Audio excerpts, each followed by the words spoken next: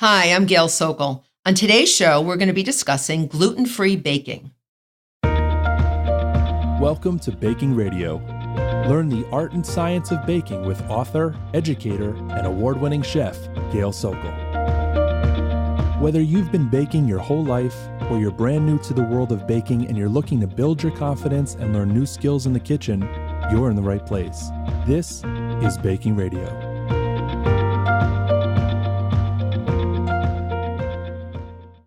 So on today's show, we're going to be looking into what gluten-free means and how to bake with all the challenges that go along with that.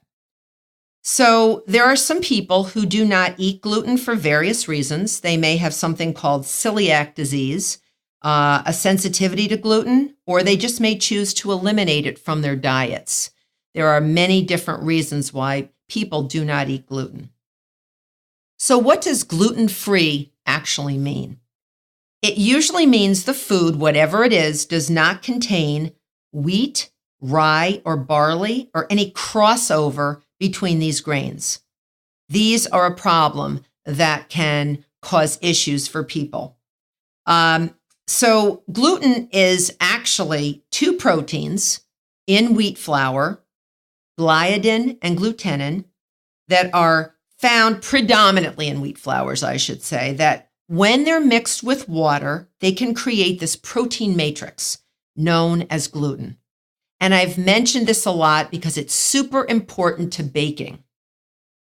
Baking is very reliant, typical baking is reliant on gluten. So why is gluten so important? Why do we miss it when it's not in that baked good? Well, gluten in baked goods, this structure, this protein structure, which sort of looks like a crazy spider web. Picture a crazy spider making a crazy spider web, like really all over the place, but having these long, strong strands that are stretchy. These strands give structure and they give strength to any baked good you make, breads, cakes, cookies, any pastry you make. And all baked goods need some sort of structure to keep them from collapsing. I don't care if it's a pie crust and you're trying to reduce gluten-forming proteins to make it more tender. It still has some to give it some structure. So another thing that gluten plays, the role that gluten plays in baked goods, is leavening.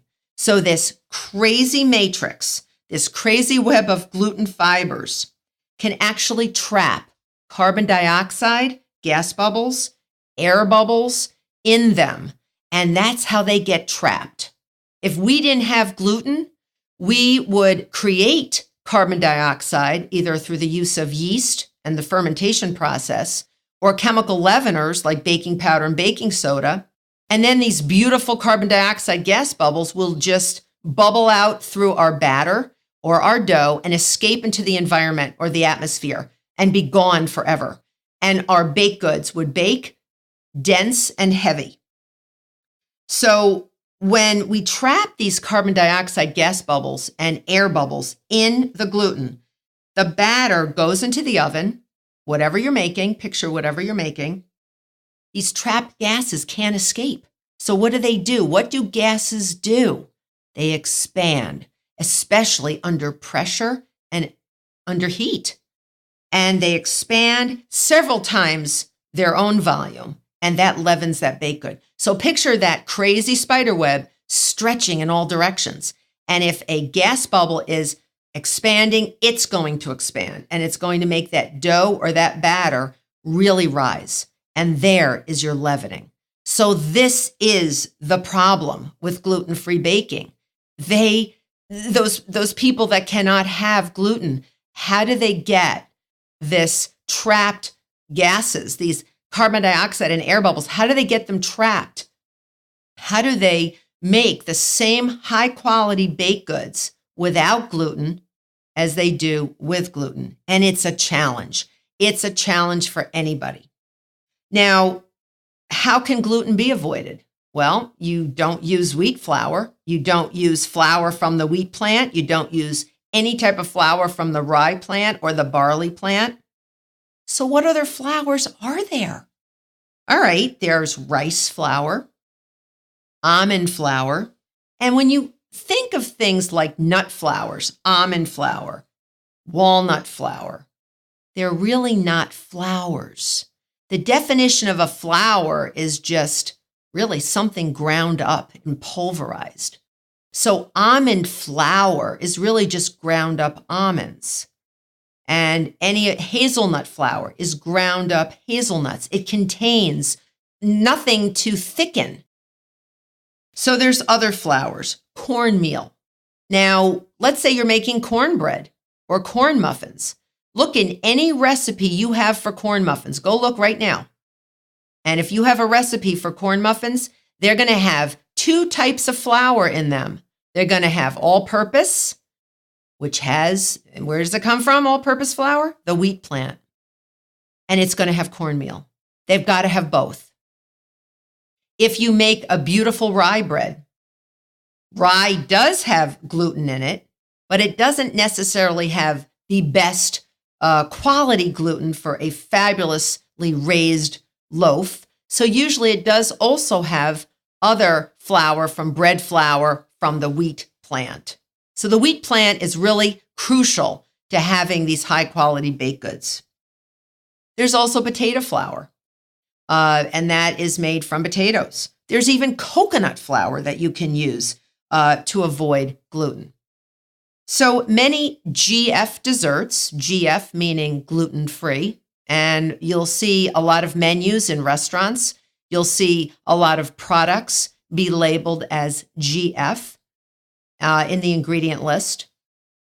And there's even separate sections in grocery stores now and specialty food stores for gluten-free products.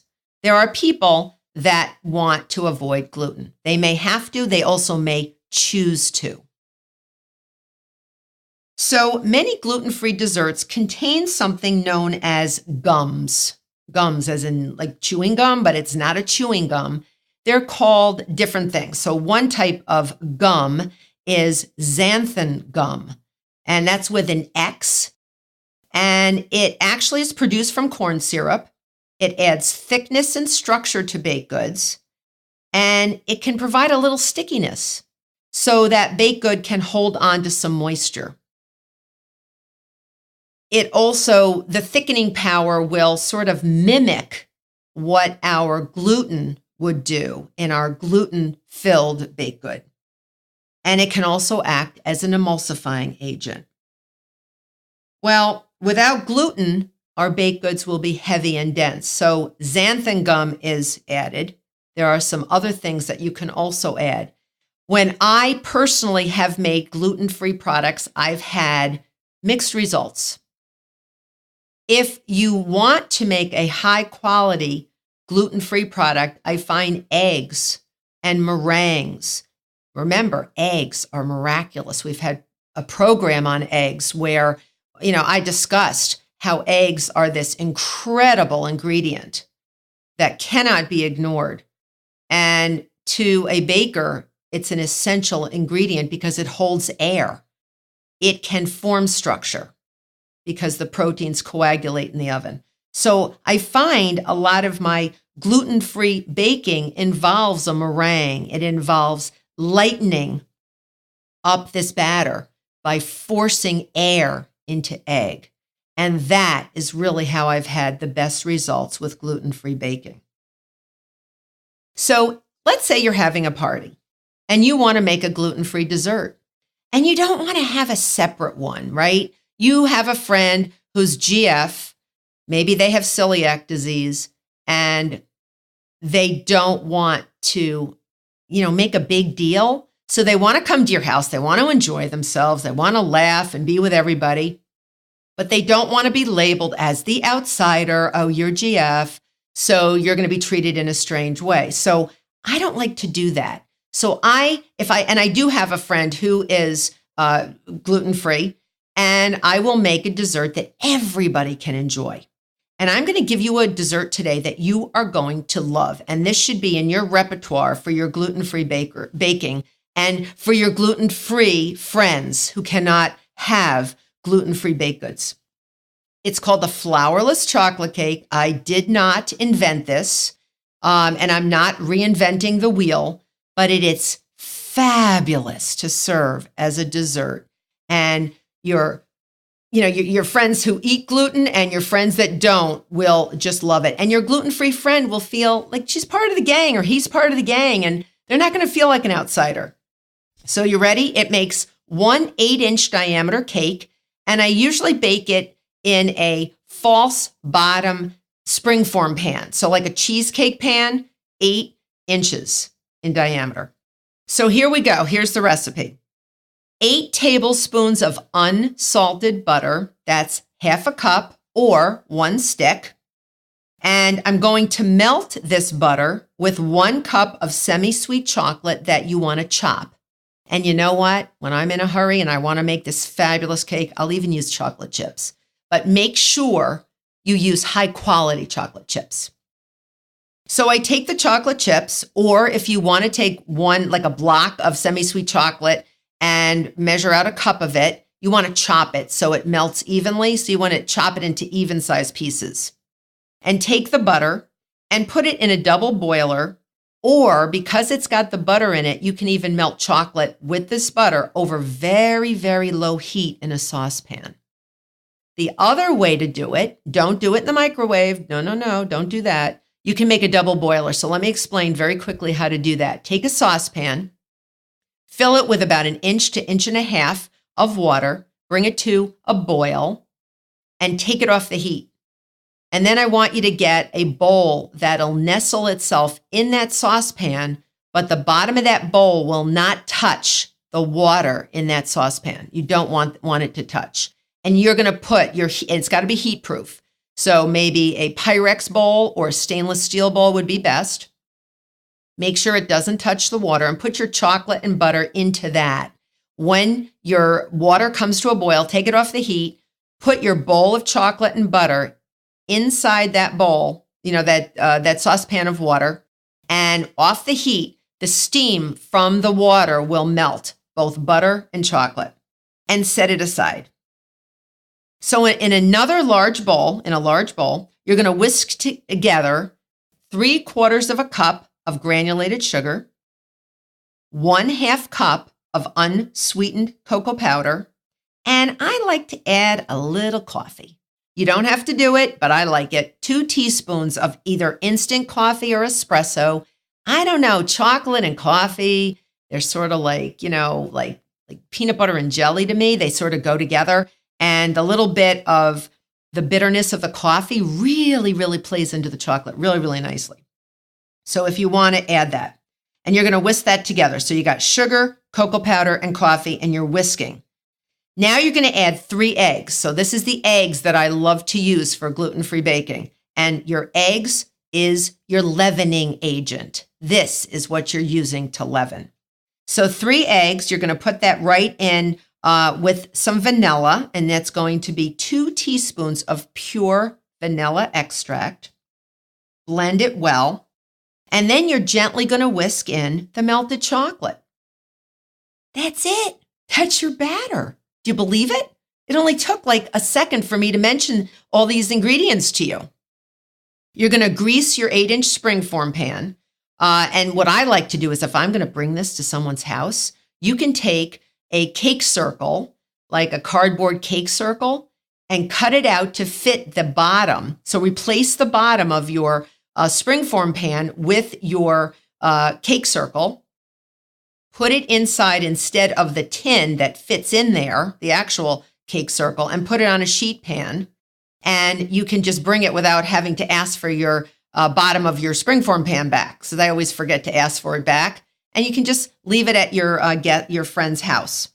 So you're going to bake this cake for 25 to about 28 minutes. The top should look nice and crackled, and it will rise up. It's almost like a souffle cake, but it's not.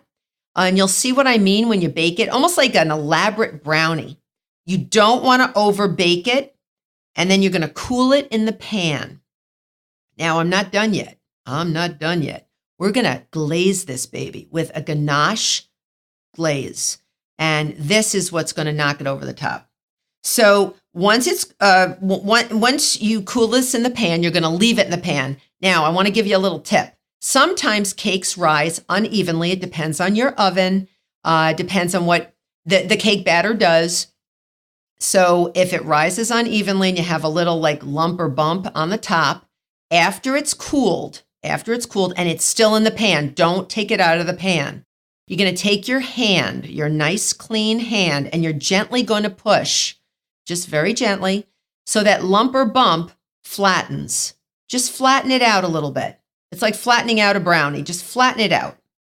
Now, in a separate small saucepan, you're going to bring half a cup of heavy cream to a simmer. You can even bring it to a boil, but just watch it because cream will overflow and boil over.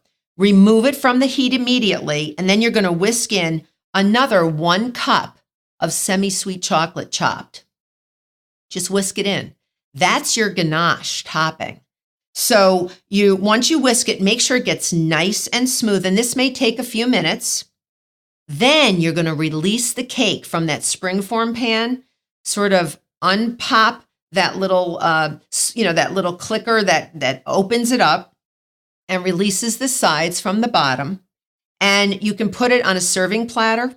If you're going to bring it to your friend's house, you might want to put it in some form of a plate. Remember that cardboard, if you have cardboard underneath, you can just leave that with your friend. You make sure nobody eats it though.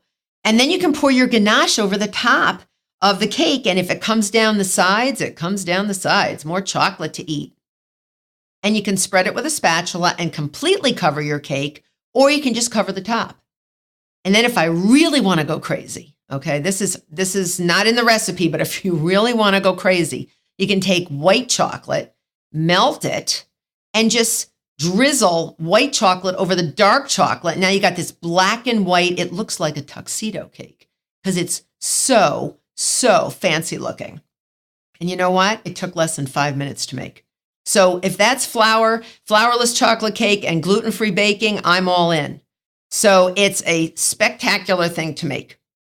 We've learned about gluten-free baking, what it really means, and how you can appreciate if your friends or relatives or yourself is gluten-free. We really want to make sure that we allow people that are gluten-free to enjoy baked goods as well, that are just as high quality as gluten-filled baked goods. So if you have any questions, head on over to bakingradio.com and leave me a message. Maybe you'll make this cake and let me know how it turns out. I would love to answer some of your questions on air. And if you've enjoyed this particular episode on gluten-free baking, hit the subscribe button. And if you'd like to leave a review, I would love it. I really would appreciate it. On our next show, we're going to be discussing cream puffs.